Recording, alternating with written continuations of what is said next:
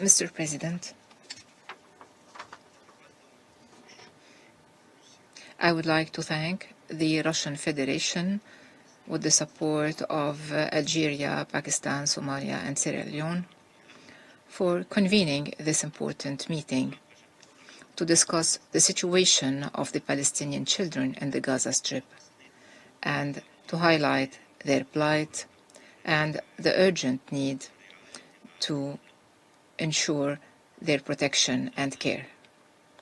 Today, with the ceasefire,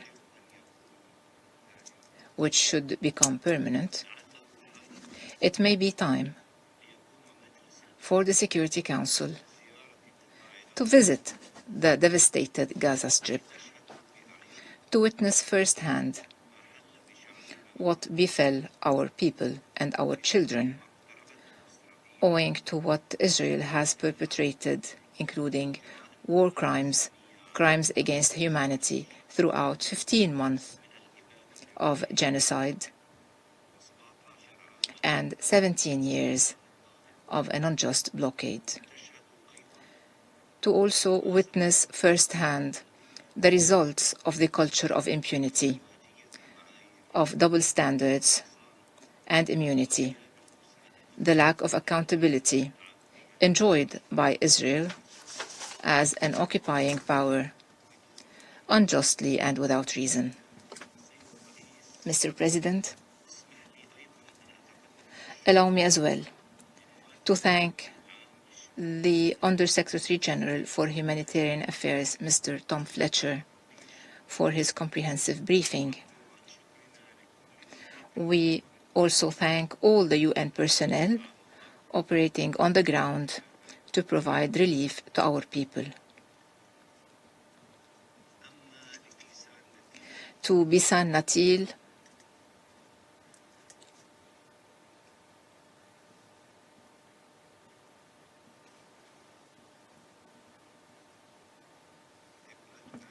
our daughter from Gaza, I say,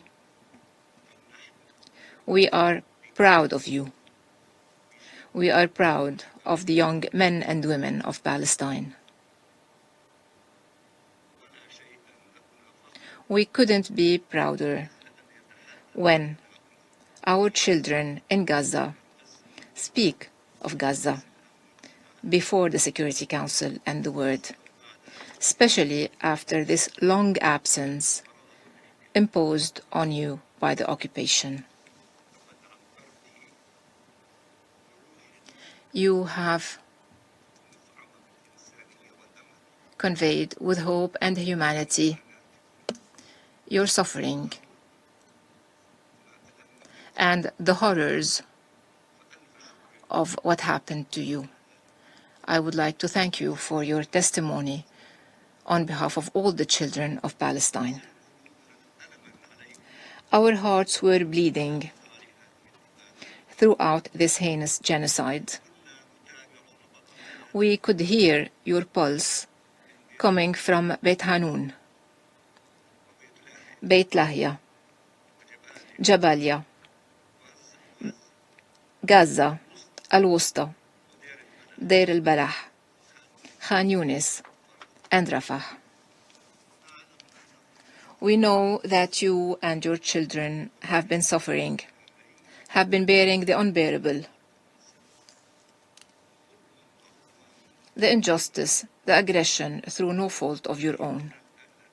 You were facing the Israeli machine, the killing machine, the destruction, the displacement, the ethnic cleansing that seeks to thwart your attempts to survive the bombardment and killing, to avoid being lost under the rubble, to survive detention, disease, fear, starvation, thirst, the summer heat, and the winter cold. We recognize the scale of pain and oppression you have endured, the scope of the catastrophe that befell you. We recognize how difficult it is to heal as a people, but we also recognize your unwavering determination and resolve to go back to life, to resist death surrounding you from all sides. We will build on this resolve and on this hope, which may be scarce in these difficult times, especially that funeral homes are still open and that search for the martyrs' remains and for the displaced is ongoing. I wish you, our people in Gaza, a safe return to your life, to your homes, or what remains thereof. A safe return to your families, to your loved ones, to your friends, or whomever remains of them. We will be with you. We will be the hand that builds, that heals. We will listen to your ambitions and to your legitimate dreams. We will always convey your voice until this criminal Israeli occupation of our people and of our land ends. Mr. President, in this context, we reaffirm the willingness and readiness of the Palestinian government to shoulder its governmental responsibilities in the Gaza Strip and in the West Bank, to provide relief and development services to our people in the Strip, which is part and parcel of the territories of the State of Palestine. In line with the government's plan for relief and early recovery and the emergency response for the Gaza Strip, which was submitted by the Prime Minister Dr. Mohammed Mustafa to His Excellency President Mahmoud Abbas, and which includes guaranteeing the safe return of the displaced to their homes, the provision of treatment to the wounded and the sick, the rehabilitation of the disabled, and preparing for a comprehensive reconstruction phase, including the resumption of the services of education, health, and infrastructure, controlling the crossings and the borders, achieving economic recovery and social recovery. And in this, we will depend on the expertise of our sons and daughters from the Palestinian people capable of building a better future. And here there is a need to call upon the Israeli occupation to immediately release thousands of medical, journalistic and academic Palestinian personnel who were abducted by Israel from the Gaza Strip and who are being subjected to the most severe forms of torture in the Israeli torture centers. Gaza cannot recover without the return of its sons who were abducted by Israel from the Gaza Strip, such as Dr. Hussam Abu Safiya and Dr. Ahmed Mahanna and other medical personnel and technical personnel. We look forward to cooperating and coordinating with friendly and sisterly countries in all areas to provide aid and assistance to our people.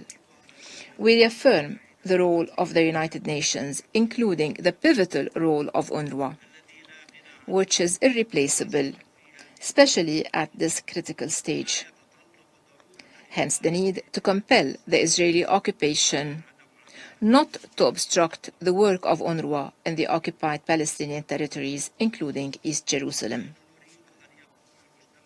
We call upon the international community to enable UNRWA to reopen its schools in the Gaza Strip and to equip it to welcome thousands of children, to resume formal education, and to reach every young boy and girl evenly and safely. We all know that schools provide some sort of protection to children from the scourge of wars, because schools provide psychological and recreational support to children. We cannot wait any longer. We should immediately resume education at all its levels in the Gaza Strip. Mr. President, Israel has been waging air raids on houses of civilians in Gaza indiscriminately. It has been adopting carpet bombardment using hundreds of tons of bombs. These bombardments killed more than 14,000 children, with more than 20,000 missing under the rubble of their homes, their shelters, or in mass graves. Tens of thousands of children are suffering severe burns and permanent injuries. They have been maimed. Israel left thousands of children orphans. Israel besieged the Gaza Strip and imposed the policy of starvation, using starvation as a weapon of war, preventing the delivery and distribution of relief and medical assistance to the civilian, in violation of all the moral, legal, and political standards, including relevant Security Council resolutions. In the West Bank, Israel entered with its military armored vehicles into our homes, into our schools and neighborhoods. It has killed and arrested our children. And this occupation and the settlers' terrorism is expanding to engulf every city, every neighborhood, in Jenin and its camp, in Tulkarm, in Nablus, in Ramallah, in Kalkilia, in Beit Lahem, in Hebron. They are displacing, bombarding, detaining, burning, looting, and building settlements in a blatant violation of international laws and instruments without any accountability.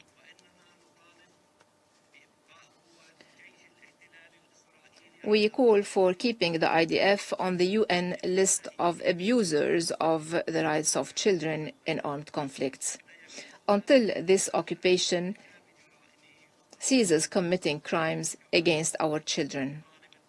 We also call upon countries to prohibit the delivery of weapons to the Israeli occupation army, to compel it to respect international law, and to ensure protection for our children.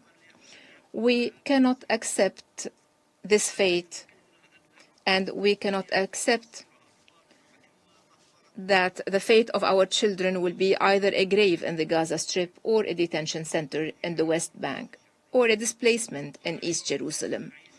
It is unacceptable for our children to live today the same harsh life we lived in our childhood, owing to the ongoing Israeli occupation throughout the decades, without any prospect to end it.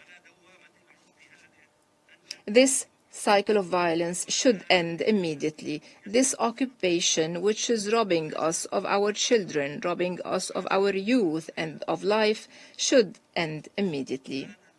It is time for us, for our children, to live a life free from the Israeli occupation and its aggressions. It is time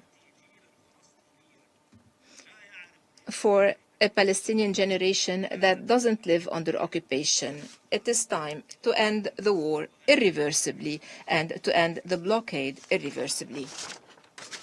It is time to release all our Palestinian children that are being held by Israel in the Israeli detention and torture centers, and to guarantee that Israel will not detain them again. It is time for our wounded and sick children to receive treatment and the necessary medical care, especially those who lost their limbs and who are in need of artificial limbs and who need rehabilitation to adapt with this new life that was imposed on them. I call upon you to join us in our efforts to achieve justice, peace, and security in our region. This can only be achieved by ending the unlawful Israeli occupation of our land, pursuant to the advisory opinion of the ICJ, to achieve justice and to hold accountable the perpetrators before international tribunals, to achieve the independence and sovereignty of the State of Palestine and its full membership in the United Nations, so that our people can exercise their right to self-determination, and so that our children can be born and raised in peace and security and can fulfill their dreams, build their future, and live in freedom and dignity. Thank you, President.